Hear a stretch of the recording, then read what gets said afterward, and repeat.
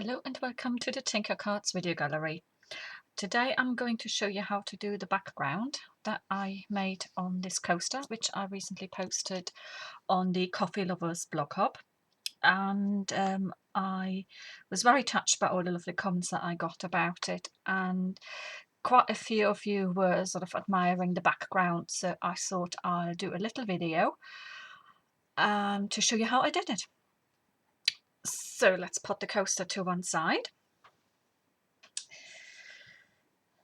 Now I've got here, I'm going to make like a little calendar with it, which I want to do as a gift set really. So what I did, I got a rough layout, which is what I did with my coaster as well, to see how my digital stamp was going to fit in and whereabouts I was going to put the sentiment as well. So here I've got my little calendar tab. I've got my digi stamp, which is already coloured, and this is my sentiment. So they are sort of the three elements that need to stand out for this here. Now my calendar base, I've just cut a piece of card 21 centimeters by 14, and then I scored it at 9 centimeters, 18, 19 and 20, and this we're going to be folded up later to provide like a little stand for my calendar. Now you can do this as well, maybe as like a card front or something. You can even have like little calendar tabs and then just circle the day for a birthday or something like that. So there's lots of scope here. Now I'm working with cream card for my base. I find when I go for an autumnal theme, it just adds a little bit more warmth and a different glow to it. So the other things that I'm working with are the trendy leaves, the sketch coffee cups, the mixed media elements, and the Eat, Drink, Be Merry set from Stamplarations. So I'll be using stamps from these sets, and all the details will be on my blog with the graphics of what the stamp sets are. Apart from that, I'm going to work with Real Red, Crushed Curry, Chocolate Chip and Sahara Sand inks by Stampin'Up. I'm also going to use a Stampin'Up Stamp and Write marker for doodling if needs be. And the calendar tabs, I think, are from Paper Mania, but you should be able to buy them in most places. I even think pound shops do sell them nowadays. So apart from that, I'm going to use shaving brushes to do my blending for the background, and that's what I'm going to start with now. So I'm just going to have a piece of scrap paper underneath rather than the clean one here. So, and what I did is I started off with the yellow, so you use the lighter colour to start off with. Red always tends to have an awful lot of pigment, so I tend to start off with the yellow really. So the crushed curry is like a sort of a dark goldeny yellow, which I think goes really well for the autumnal theme. You could also use Daffodil Delight, which is more sort of a brighter springtime yellow. It will give you a slightly different result. So I'm just going to ink my card up, just quickly with the brush. Just try and apply quite a bit of colour. I mean, you can use blending tools as well, of course. I just find I have a little bit more control when I use my brush as to the intensity that I want to get. So I'm not that familiar yet with blending tools as to how they work. So I just sometimes like to stick with what I know best really. So I always go sort of in multiple directions, as that gives me the best sort of coverage, especially around the edges as well. So what you want to do here is you want to do at least about 3/4 of the card for with the yellow, because you're going to blend the red in from the other side to then sort of get the orangey tone in the middle really. So I think that's pretty much intense enough. So let's just get as much ink off my brush as I possibly can. So that should be okay. We'll be coming back to the yellow again in a minute. So let's get the real red out. And let's do this. Just ink up the brush a bit. And quickly go over it. So as you can see, you're getting a sort of like a red, and it goes a bit more into the orangey. Now I'll tend to use my brush for sort of like red and pink, really, sort of the darker pinky colours. So the real red is probably not quite as pinky as what I'm getting here, but it doesn't matter to me.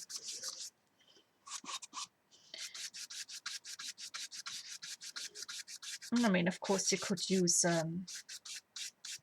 distress inks too for that to do this, really.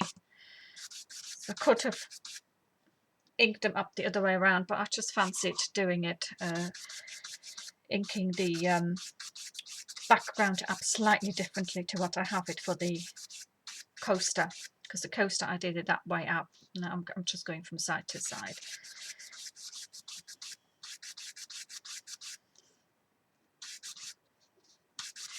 So just a little bit more red and then I should be done. Let's get that side a little bit darker.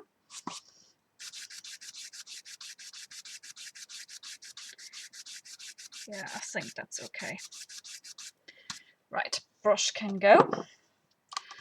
And then next I got one of my leaves, and I just stamped it in the crushed curry, which when it goes over the red, even though the colour is actually lighter, it mixes it in as orange, so you're getting quite a nice effect there. So you don't always have to absolutely change your colours. Let me just, got a couple of hairs on here, just bear with me a moment, I just need to get them off. That's it.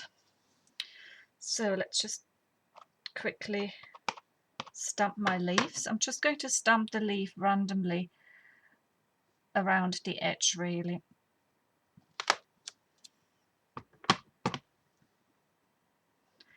Let's just see what is happening here. Let's pop that in like that.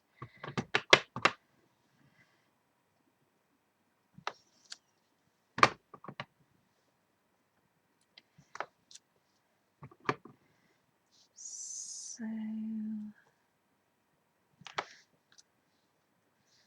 it doesn't have to be absolute perfect stamping. It's more to get like a nice border around it. You can have your stamping overlapping as well. It doesn't really matter that much.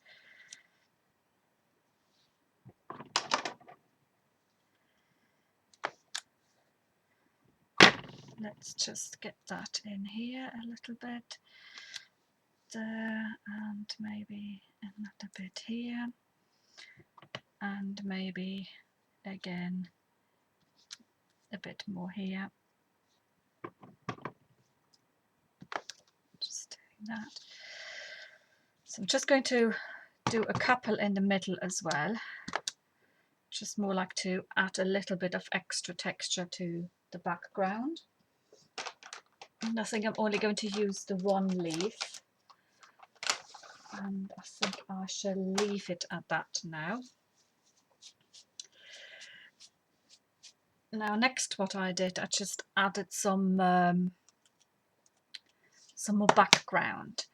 And what I tried out there for the first time is actually overstamping it with a lighter colour, a colour that you normally probably wouldn't instinctively use, and just see what sort of effect I got. And it actually added quite a nice subtle effect to it. So I'm just going to get my script stamp. I just need, let's just get me that one out. So let's quickly pop that on, and I did that with the Sahara sand, which is like almost like a very pale greeny grey almost. It's a bit like the old paper distress ink, I think, but Stampin' Up's inks are slightly different in the way they react. So I just need to make sure that I got it the right way around. Now always make sure, always look at the T's and the way they the lines go through them. That helps me to position the stamp properly. So I'm just going to go for script, and I'll just stamp this here. So if I hold this up, can you see? You can actually see this, despite it being a lighter colour, it does show up quite nicely on the background. So I'm just quickly going to stamp this.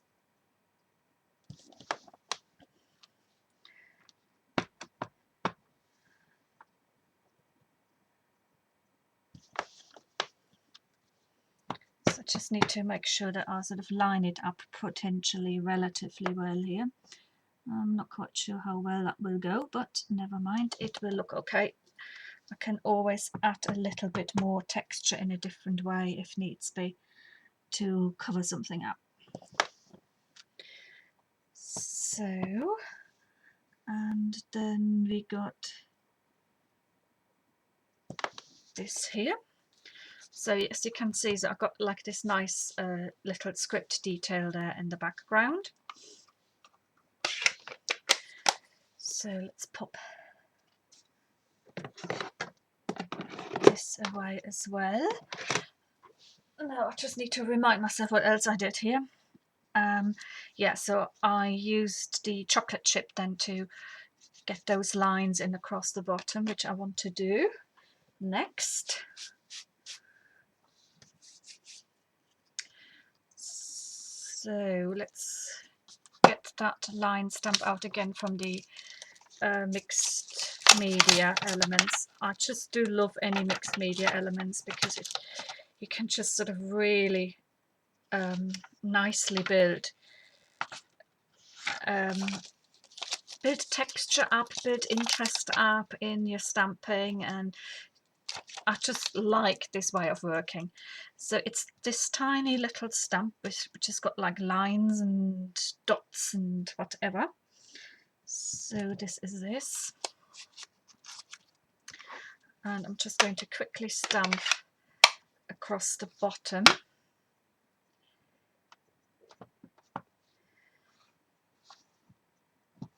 So let's just do something like this here.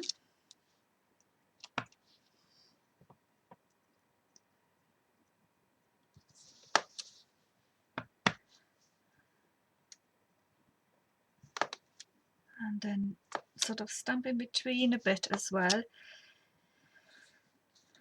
Right, next I really need to go and see how my elements are going to fit onto here, because I need to see where else I need to, how far I need to go with these lines, really. So I need a little bit more at the bottom.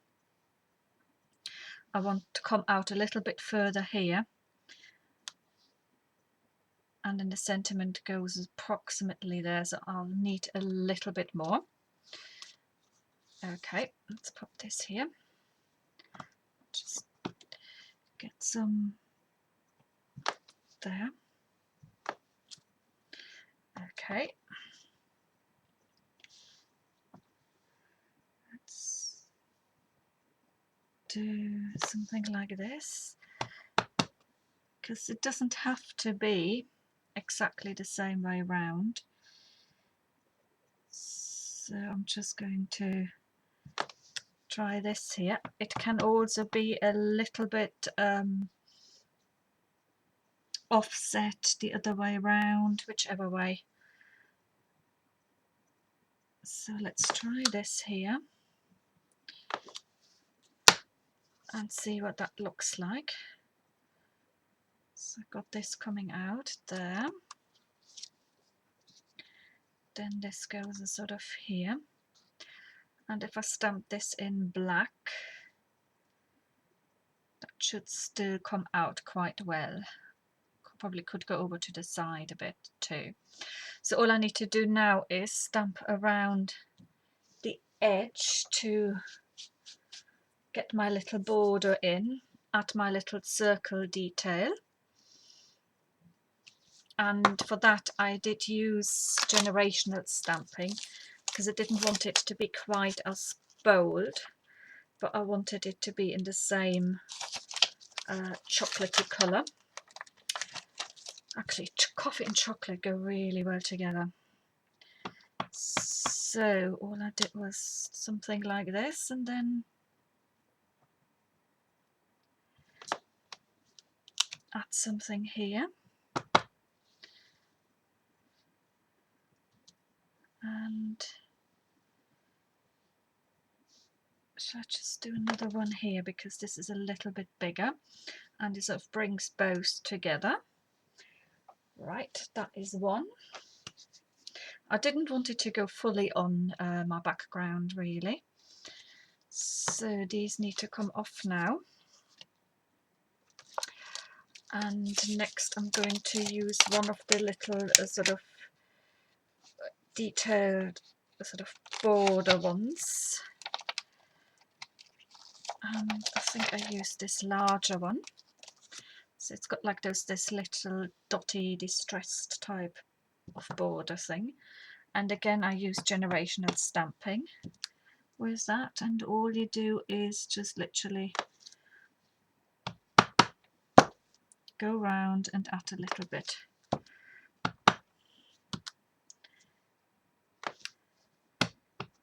To your edges.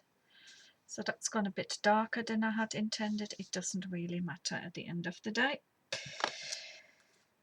It is just to blend in really. So that is that. And I'm going to do it around the bottom edge as well.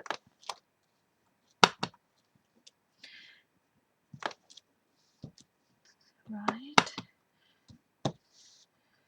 Just do that here. So that's my border. And all that is left now to do is stick it all together really. Stamp my sentiment in black. And then you got it. Right, so I'll think I might start layering up. Pop my digital stamp on. And I tend to work with glue when I do things like this. For the coaster I worked with Mod Podge, but I don't think I'll give the calendar a covering to protect it, because it doesn't really sort of have any fluid going on it. So let's do that. That goes somewhere about here.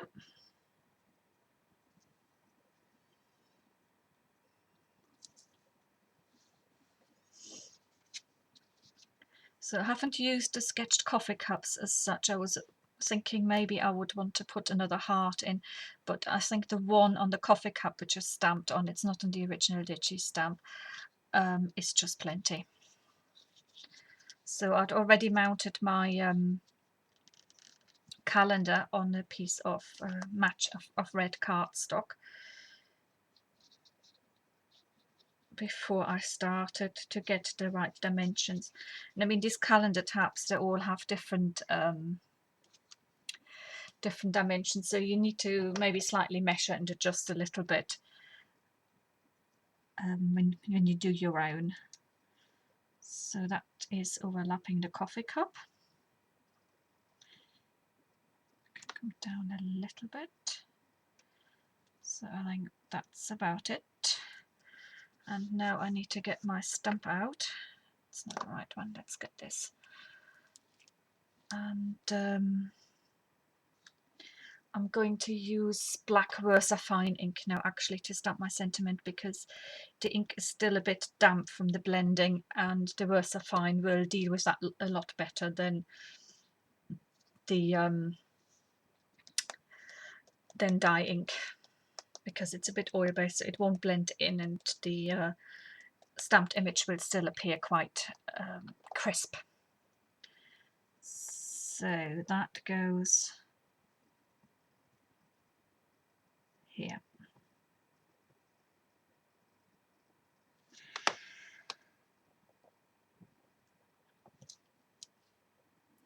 Stamp that on. And all I have to do now is layer it all up on my my calendar base.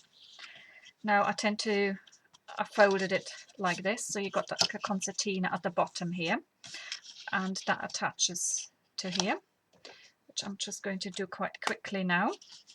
So you can always sort of like add a little message or a message tag to the back here if you wanted to send it as a card as well, actually. And make sort of nice little sort of gifty bits, I think.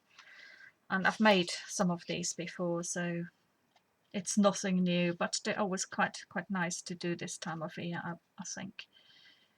So let's just make sure that all aligns up quite nicely. So what I tend to do is I always have that join here. I'll take that towards the front of my calendar, really, because when it stands up, then you're not sort of like looking at the back into it, not looking at it as such. This will be nice, and so that goes on here. Just see if I get enough glue out of this, because this is going empty. So I tend to really work with glue for my most of my projects. I just find it's the best thing to do when you've got a little bit of time to adjust your position of your topper and stuff. So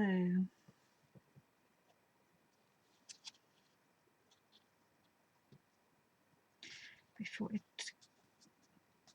let's just see, I think that's the best thing. Oops, let's turn it over, press it down fully, and I think all that I have to do now is get my fine liner pen or a sort of Stampin' Write marker, something in brown. I don't want it in black, and start doodling a border around it. This is actually not chocolate chip, it's called early espresso, but it does go, because on the craft base any colour would change anyway, so it doesn't, it's not quite as crucial to have exactly the same matching colour in your marker.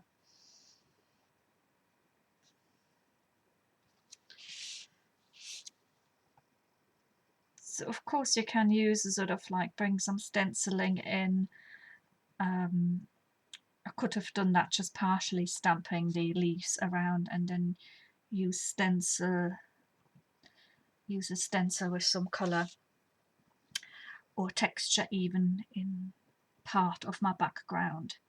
But I wanted to keep it relatively flat, and I rather liked how the stamped leaves that turned out. So, and that's me almost done here.